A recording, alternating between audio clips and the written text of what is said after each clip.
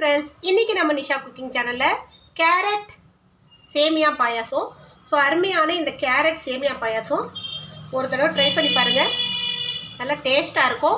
குழந்தைங்களுக்கும் சரி பெரியவங்களுக்கும் சரி ரொம்ப பிடிக்கும். ஏன்னா அது கேரட்டு குழந்தைங்களுக்கு கொடுக்குறது ரொம்ப நல்லது உடம்புக்கு. ஸோ நம்ம இது பாயாசமாக செஞ்சு கொடுத்தோன்னா அவங்களும் விரும்பி சாப்பிடுவாங்க. நம்மளும் ஒரு ஹெல்த்தியான ஃபுட்டு குழந்தைங்களுக்கு செஞ்சு கொடுத்த திருப்தி இருக்கும். ஸோ அருமையான டேஸ்டியான இந்த பாயாசம் ஈஸியாகவும் குயிக்காகவும் செஞ்சு முடிச்சிடலாம். ஸோ சூப்பரான கேரட் பாயாசம். வாங்க இது எப்படி செய்யலான்னு பார்ப்போம். அதுக்கு முன்னாடி எங்கள் சேனல் லைக் பண்ணுங்கள், ஷேர் பண்ணுங்கள், சப்ஸ்கிரைப் பண்ணுங்கள், பெல் பட்டன் ஆன் பண்ணுங்கள், கமெண்ட் பண்ணுங்கள். இந்த பாயாசம் செய்கிறதுக்கு அடுப்பில் கடாய் வச்சுக்கிங்க, பேனு. இதில் ஒரு 2-3 ஸ்பூன் நெய் ஊற்றிக்கலாம்.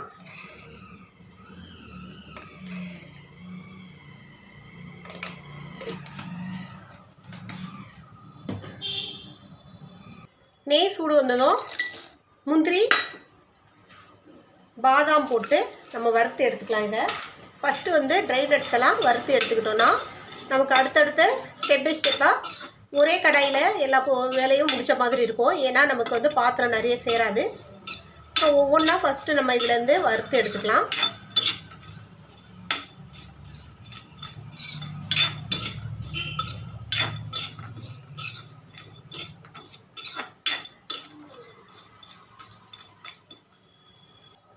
பாதாம் முந்திரி வறுத்தாச்சு. இதை நம்ம நெய்யை வடிகட்டி எடுத்துடலாம்.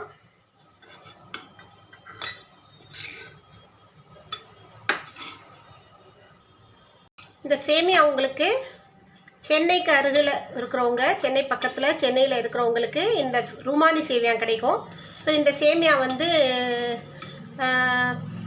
ட்ரிப்ளிகன், ஐசோஸ் போன்ற இடங்களில் ஈஸியாக கிடச்சிடும்.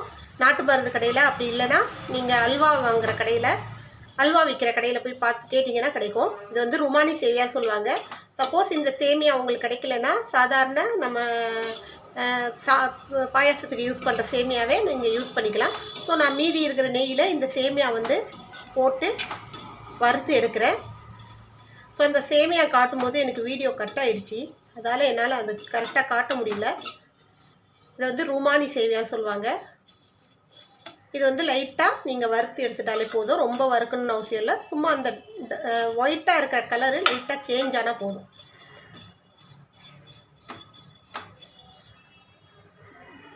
அவ்வளோதான். இந்த அளவுக்கு நீங்கள் இந்த சேமியா வறுத்தா போதும். ரொம்ப வறுக்கணும்னு அவசியம் இல்லை. இப்போ இதை நம்ம வேறு ஒரு பாத்திரத்தில் ரிமூவ் பண்ணிடலாம். இப்போ சேமியா வறுத்து எடுத்தாச்சு. இப்போ இதில் மறுபடியும் ஒரு 3 ஸ்பூன் நெய் ஊற்றிக்கலாம்.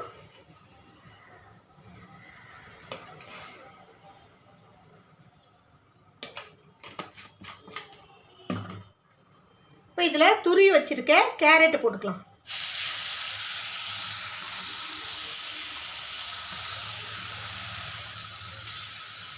கேரட்டை கொஞ்சம் வறுத்து எடுத்துக்கலாம். இதோட பச்சை வாசனை கொஞ்சம் போகிற அளவுக்கு இதை வறுத்து எடுத்துக்கணும்.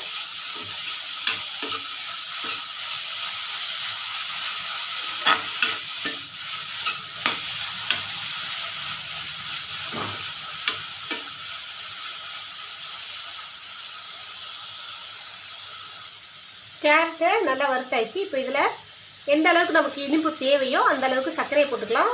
நீங்கள் எந்த அளவுக்கு இனிப்பு விரும்புகிறீங்களோ அந்த அளவுக்கு போட்டுக்கோங்க. ஸோ நான் எனக்கு தகுந்த மாதிரி நான் சர்க்கரையை போட்டுக்கிட்டேன். கிட்டத்தட்ட ஒரு 100 கிராம் அளவுக்கு சர்க்கரையை போட்டிருக்கேன் நான். ஒரு பெரிய சைஸ் கேரட்டு, அந்த சேமியா ஒரு 100 கிராம் அளவுக்கு இருக்கும்.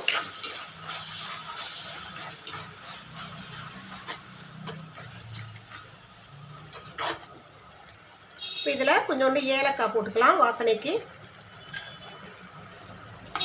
நட்ஸு நான் பாதாம் முந்திரி மட்டும்தான் எடுத்துருக்கேன். ஸோ சிம்பிளாக இருக்கட்டும்னு சொல்லிட்டு உங்களுக்கு என்னென்ன நட்ஸ் வேணுமோ அது எல்லாமே நீங்கள் போட்டுக்கலாம்.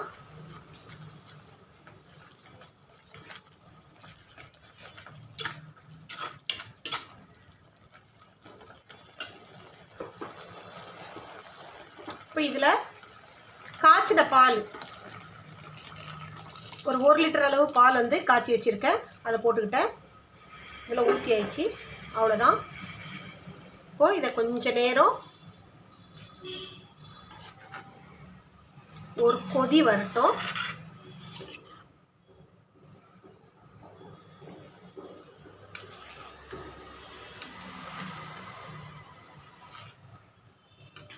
இப்போ இதில் நீங்கள் சேமியாவுக்கு பதிலாக ஜவ்வரிசி கூட வேக வச்சு போட்டுக்கலாம். ஸோ அதுவும் நல்லா டேஸ்ட்டாக இருக்கும் ஜவ்வரிசி போட்டால் கூட. ஸோ ஜவ்வரிசி போட்டால் எங்கள் வீட்டில் சாப்பிட மாட்டாங்க பசங்க, அதால் நான் வந்து சேமியா எடுத்துக்கிட்டேன். உங்களுக்கு விருப்பம் இருந்தால் நீங்கள் ஜவ்வரிசி கூட போட்டுக்கலாம். இதில் நல்லா ஊற வச்சு வேக வச்சு ஜவ்வரிசியை கலந்திங்கன்னா கேரட் ஜவ்வரிசி பாயாசம் செம்மையாக இருக்கும்.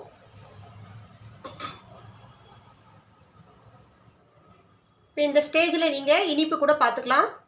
இனிப்பு இந்த அளவு போதுமா, இன்னும் கொஞ்சம் ஆட் பண்ணுமான்னு சொல்லிட்டு இந்த ஸ்டேஜில் பார்த்துக்கலாம். எனக்கு கரெக்டாக இருக்குது இனிப்பு.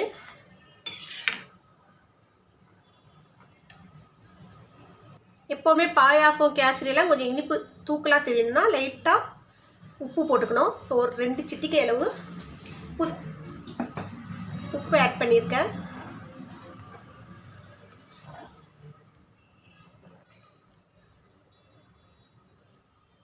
பால் நல்லா கொதிக்க ஆரம்பிச்சிருச்சு.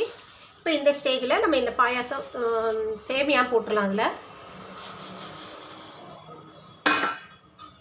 ஸோ அடுப்பை போட்ட உடனே அடுப்பை கொஞ்சம் நல்லா சிம்மில் வச்சுக்கணும். இது வந்து அந்த சேமியா இந்த ஹீட்லேயே வெந்துடும். ஏன்னா நமக்கு வந்து அது நைஸ் சேமியான்றதுனால ரொம்ப நேரம் வேக வைக்கணும் அவசியம் இல்லை. சூடாக இருக்கும்போதே பால் நல்லா கொதிச்சு இருக்கும்போதே போட்டு சிம்மில் வச்சு விட்டிங்கனாவே நல்லா வெந்துடும்.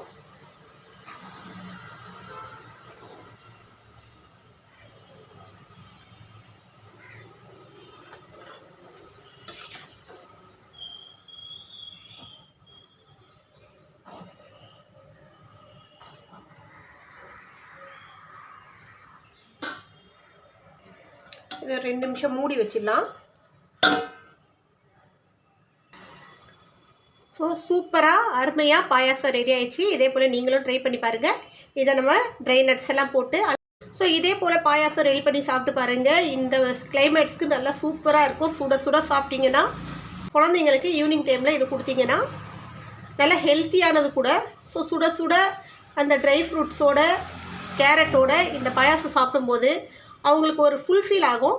ஸோ இதே போல் நீங்களும் ட்ரை பண்ணி பாருங்கள். இன்னொரு ரெசிபியோடு உங்களை சந்திக்க வரை உங்களிடம் விடைபெறுவது உங்கள் நிஷா. எங்கள் சேனல் லாஸ்ட் வரைக்கும் பார்த்து உங்கள் அனைவருக்கும் மிக்க நன்றி. பாய்.